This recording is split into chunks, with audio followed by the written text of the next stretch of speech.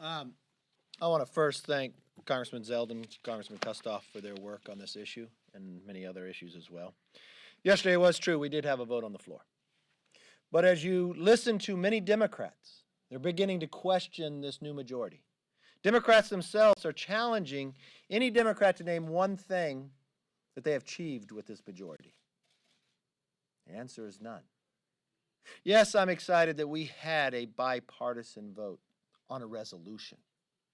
It goes to the very question that you need a bill, not just a resolution. If you believe in anti-boycott, divestiture, and sanctions against Israel and stopping it, why wouldn't you want to make law instead of a statement? The Senate did.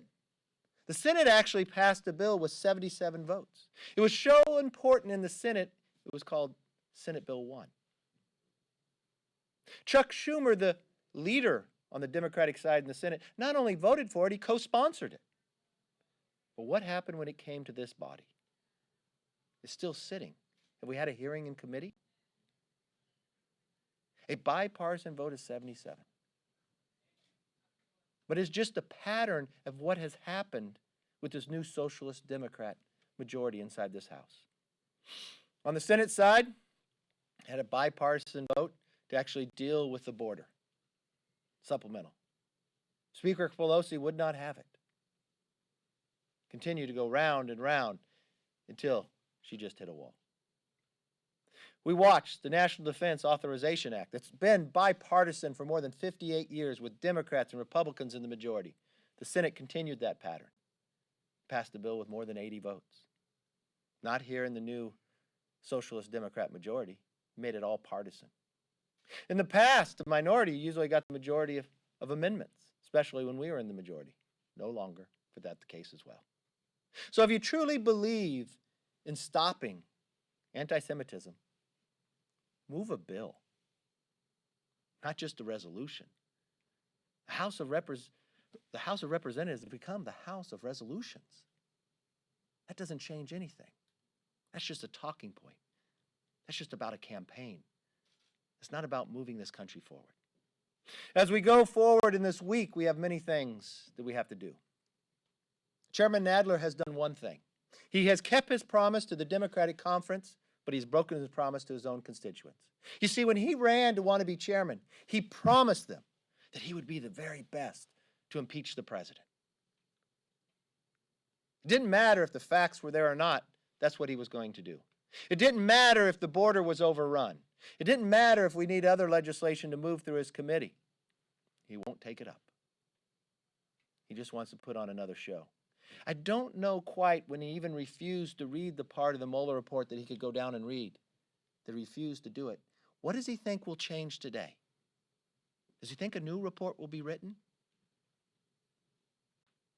Stop keeping your promises to politics. Make a promise to the American public and keep that. We're sitting here with an economy that's continuing to grow, but we could even be stronger in our battle with China. You know what would make us stronger? USMCA. I don't say that. Every statistic out there. For more jobs, more growth. That means more homes being paid for. That means more college funds getting paid for. That means more vacations for the American public. But what does this new Socialist Democratic Party do? Nothing. They put it in doubt. They put it in jeopardy. Mexico has taken action. Canada's ready to go. And there's only one person that stands in the way. The Speaker of the House, the leader of the new Socialist Democratic Party. She has the power to bring it up. But what will happen? We'll take a break for August. Instead of making the country stronger, we'll make it weaker. We have a budget that we've got to get done with a debt ceiling in it. The president has negotiated with the speaker. We'll vote on that this week.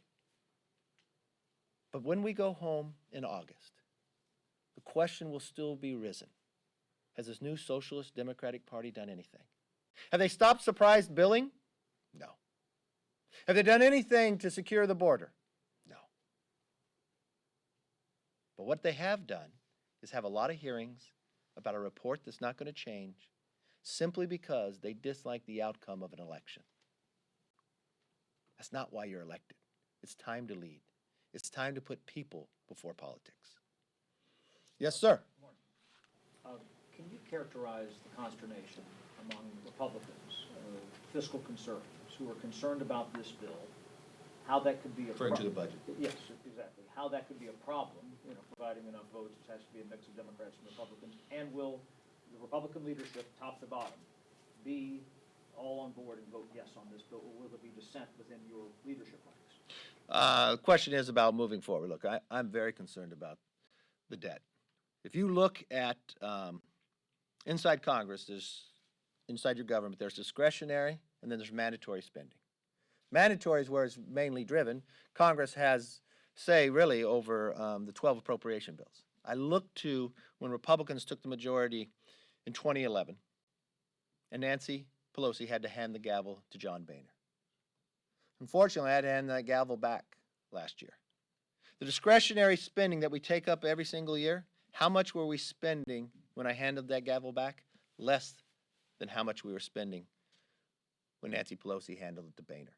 The challenge is it comes to discretionary. It comes to mandatory. In this House, when we were in the majority, we took action when it came to entitlement reform. We put budget after budget. Fortunately, we need to get the Senate, and we also need to get the president's signature.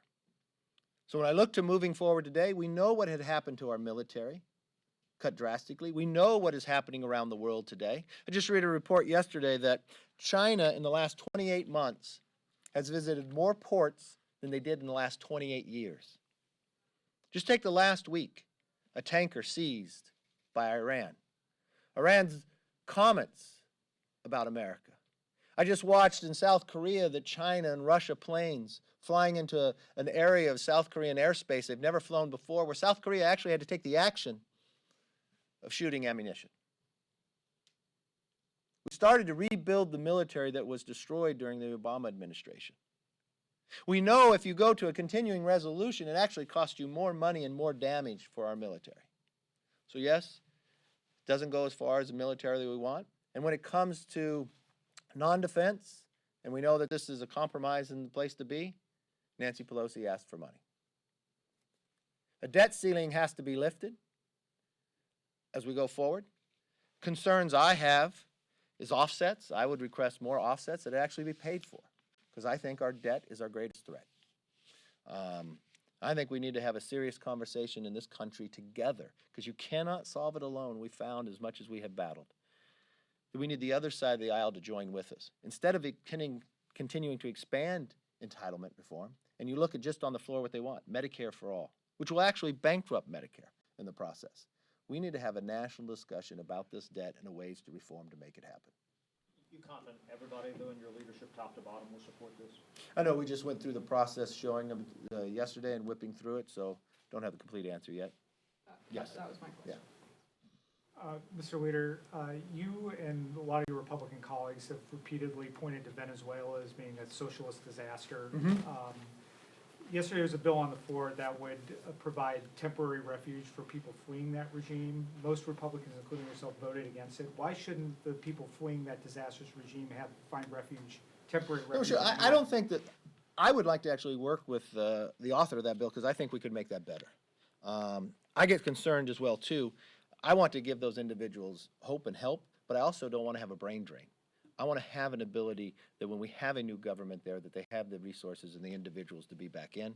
The time certain of when they had this to go forward on the date within the bill is a challenge. That's why I think that bill should actually offer some amendments, and we can make the bill better, and we can make the bill law with bipartisanship.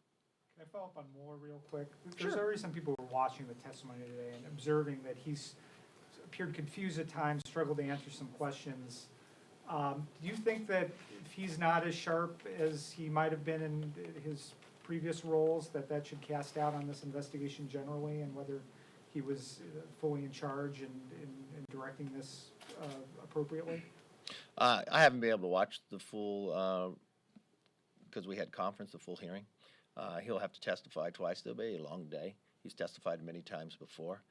But he didn't do it himself. He had numerous of people. He had a lot of subpoenas. And at the end of the day, there was no collusion, there was no obstruction. The report does not change. What's going to happen today is the circus that the Democrats want to have. It is Chairman Nadler keeping the promise to the Democratic caucus that if they would elect him to be chair, that he would try to impeach the president simply because he disagreed with the outcome of the election. I think at the end of the day, when the American public watches this, I think they'll finally tell Nadler to move on. The country means more than just his political favor. Thank you all very much.